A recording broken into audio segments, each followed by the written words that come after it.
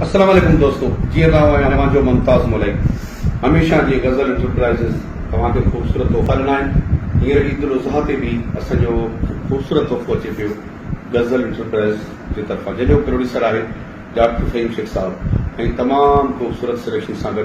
Chief selection कई आहे हिन एल्बम जी। वही कपिड़ो सागर शाह ऐं असांजे प्यारे बाज़ ज़ुल्फ़ार मंकी साहब ऐं उनखां अलावा जेके इन एल्बम में जिन शाइरनि हिसो वरितो आहे असांजे प्यारे बाबा रेस मदद खान चांडियो, रेस शुएब खान चांडियो, रेस मुज़न खान चांडियो, शहबाज ज़रदारी, सुल्तान ख़ासकली, दड़ीबिश ख़ासकली ऐं तान चांद,